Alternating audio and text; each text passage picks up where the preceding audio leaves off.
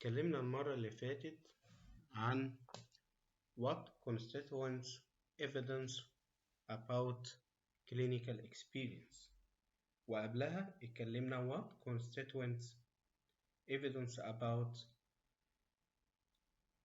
intervention. دلوقتي هناخد a third clinical question concerning about prognosis، فهنجاوب what constitutes evidence about prognosis.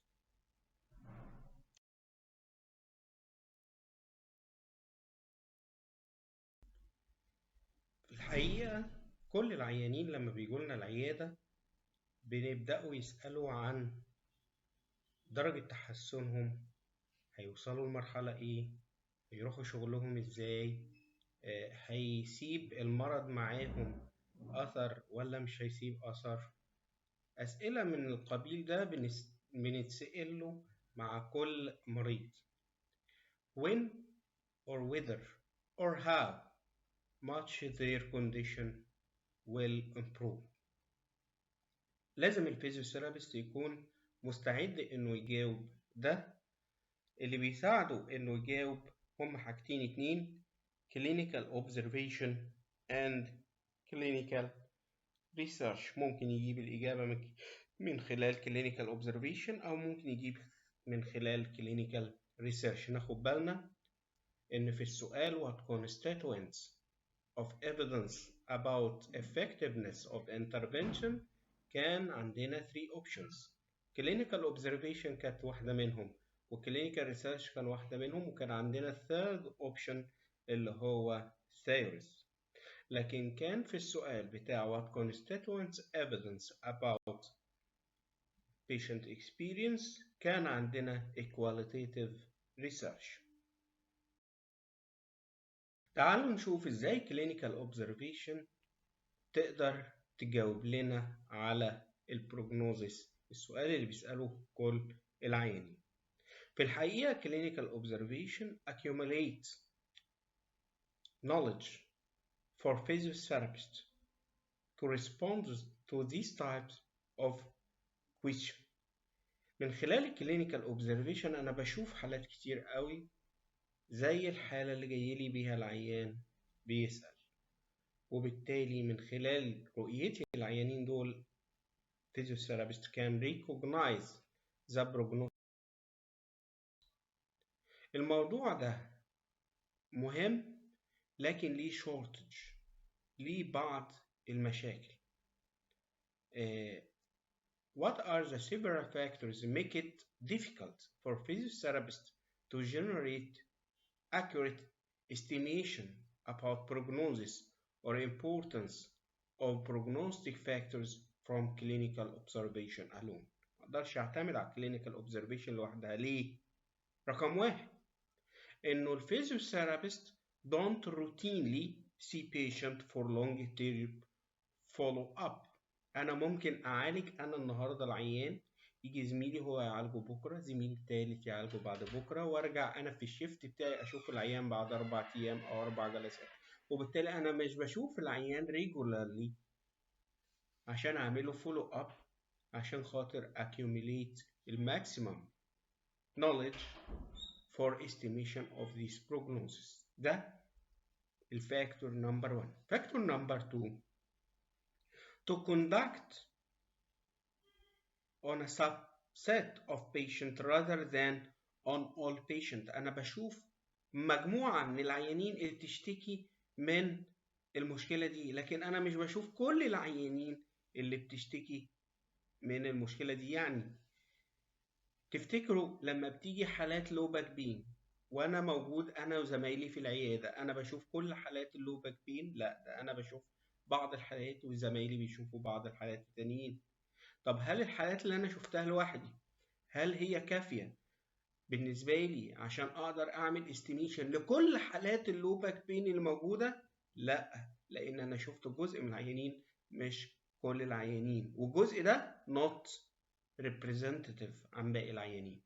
عشان أقدر أقول إن أنا من خلال العيانين اللي أنا هشوفهم أقدر أعمل استيميشن للبروجنوزيس، لازم يكون الجزء اللي أنا شايفه ده representative وهو في الحقيقة ما بيبقاش. المشكلة الثالثة في الكلينيكال اوبزرفيشن انه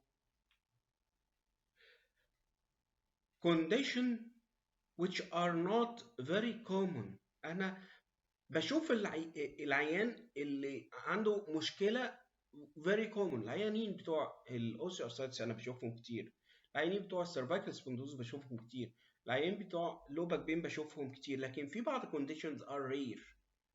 طيب بدام هم rare انا هشوفهم كتير؟ لا مش هشوفهم كتير، وبالتالي ما اقدرش اعمل estimation للبروجنوزيس بتاعهم. يبقى several hundred patient with condition of interest, and if the condition is not very common, few physiotherapists may ever see enough of condition to gain accurate impression of prognosis. دول الثلاث اسباب اللي بيخلوا ان احنا نثق في بعدها مش قوي. لا انا محتاج الكلينيكال ريسيرش. So to have accurate estimation of prognosis necessitate supplementing clinical experience with clinical research. انا محتاج ان انا اعمل clinical، اشوف clinical research او اقرا clinical research او اعمل clinical research in addition. طب هل الكلينيكال ريسيرش which can estimate the prognosis is similar to the clinical research that study the effectiveness of intervention like clinical question 1. تعالوا نشوف الكلام ده. clinical research which can estimate the prognosis should be in longitudinal studies. longitudinal studies معناها هجيب مجموعة، وبدام قلت مجموعة يبقى ده cohort study زي ما قلنا قبل كده. هجيب مجموعة بتتميز بكاركترستكس معينة وعندهم disease معين، وهبدأ أعمل لهم therapeutic maneuver معين، وهبدأ أتابعهم لمدة طويلة. خلال المدة الطويلة دي هبدأ أقيس زي ما أنا قلت لكم قبل كده، هقيس مثلا كل 3 جلسات، هقيس كل 6 جلسات، هقيس كل شهر، هقيس كل شهرين، كل 3 شهور and so. يبقى هو longitudinal studies، cohort studies لأن فيها مجموعات، وأيذر prospective or retrospective. والكلمة دي قلناها قبل كده. prospective يعني الداتا عندي من قبل ما أخطط إن أنا هعمل بحث. يعني هجيب الداتا منين؟ من الاركايفز، من الارشيف، من الميديكال ريبورتس اللي معمولة عن الحالات. أنا شفت الحالات؟ لا ما شفتش الحالات، يبقى عشان كده اسمها retrospective، الداتا موجودة قبل البحث. prospective معناها إن الداتا مش عندي لكن عندي العيانين، وبالتالي أنا بخطط لللونجيتودينال ستادي قبل ما بحصل على الداتا، يعني البحث هو اللي يسبق، عشان كده اسمه prospective. يبقى في نوعين، prospective وريتروسبكتيف. retrospective معناه الداتا موجودة في الارشيف وهبدأ أشتغل عليه عشان أعمل البحث. prospective يعني ما عنديش داتا لكن عندي عيانين هبدأ أعمل معاهم البحث. ده النوع الأول اللي اسمه cohort study، either prospective or retrospective cohort studies. النوع الثاني clinical trials، زي clinical trials اللي كنت بشتغل فيها في effectiveness of intervention وهنشوفها دلوقتي ونتكلم عليها باستفاضة. النوع الثالث systematic review، وما جبناش سيرة هنا الناراتيف ريفيو زي ما جبنا سيرتها في effectiveness of intervention. يبقى عندنا 3 أنواع من clinical research. الثلاث انواع، نوع واحد اسمه longitudinal studies بس either to be cohort studies prospective or retrospective, clinical trials or systematic review. وعلى فكرة زي ما شوفنا كده انها less stringent، مش مختلفة قوي than the requirement of good study of effect.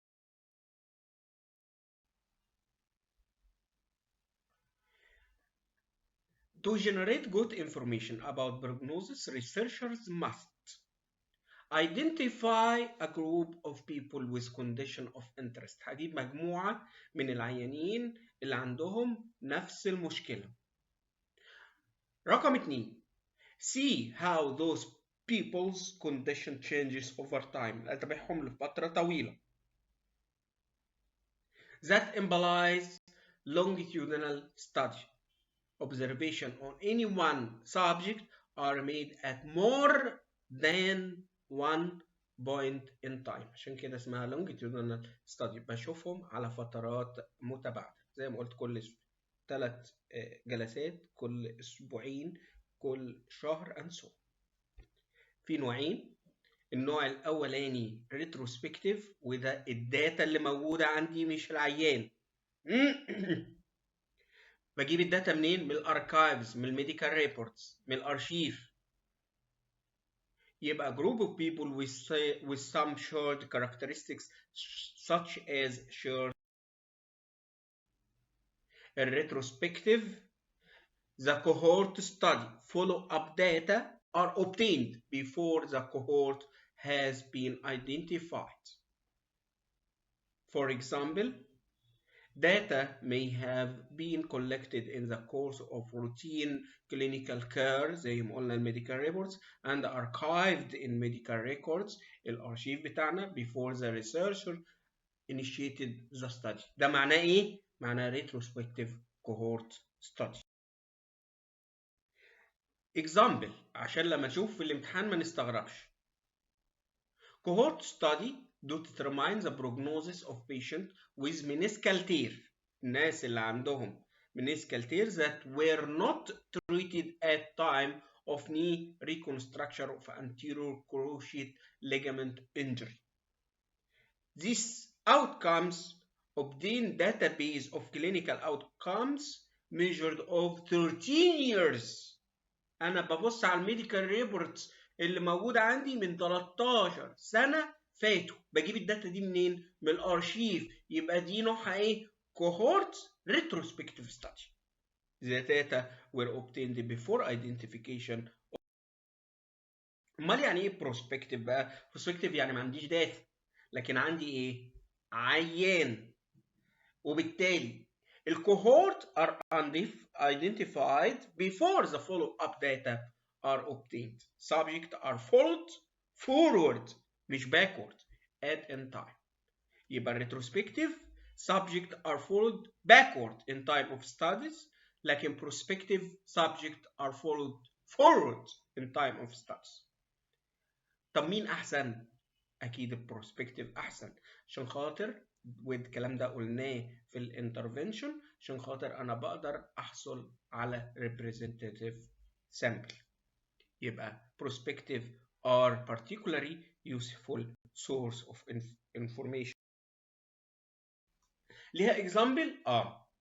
another example. The authors monitored the presence of or absence of pelvic pain in 405 women who had pelvic pain at 33 weeks of pregnancy. الستات الحوامل عندنا منهم 405 ست موجودين دلوقتي. عايزين نتابع طول فترات الحمل اللي هم 33 اسبوع، اللي هم ال9 شهور اللي احنا بنقول عليهم بتوع الحمل.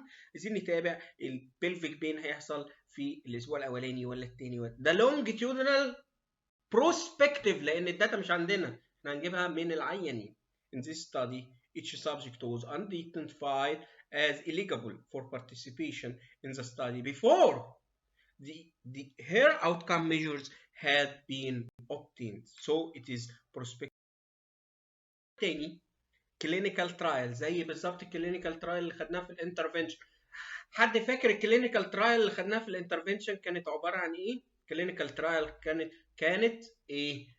راندومايزد، يعني فيها راندومايزيشن عشان نقلل البايس، وكانت كنترول يعني مجموعه بتاخد الانترفنشن ومجموعه ما بتاخدش الانترفنشن.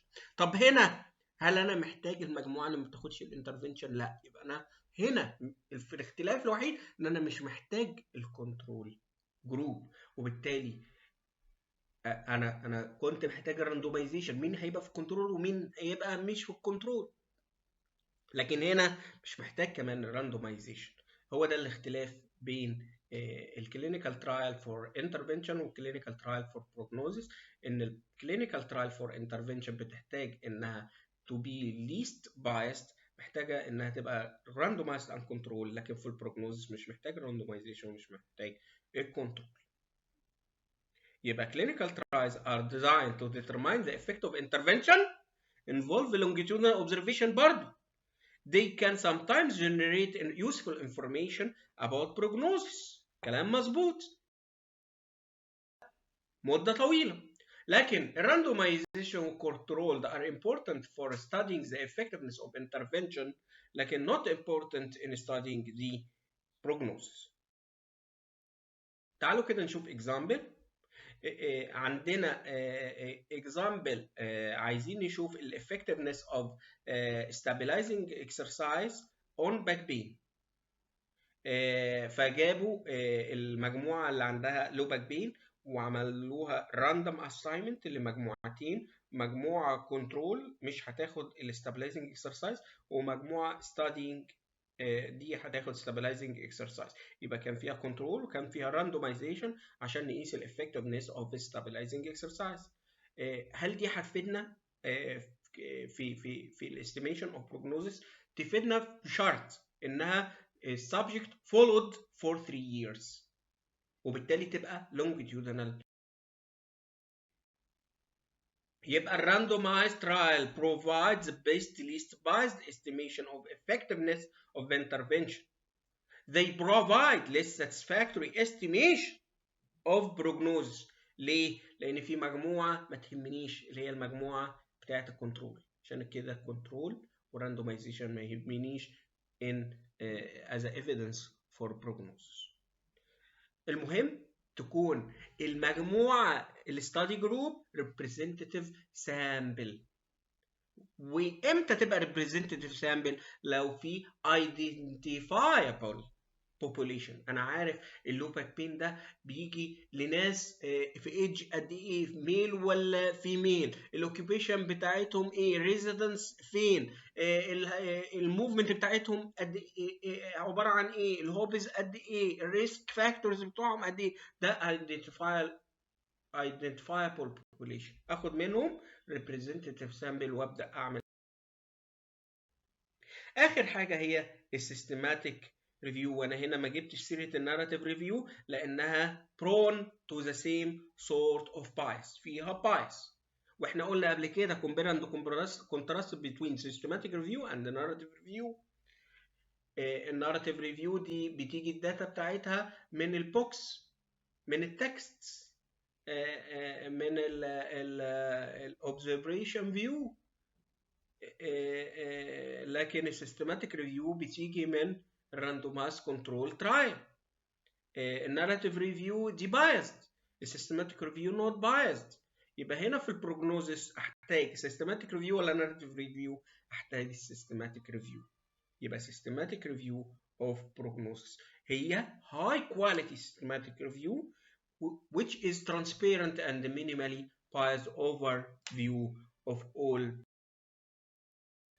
اتعملت فعلا systematic review for prognosis سنة 2003 by سكولتون and Pears، و 2003 by بنجل إيتال عن اللوباك بين. تحت أمركم في أي.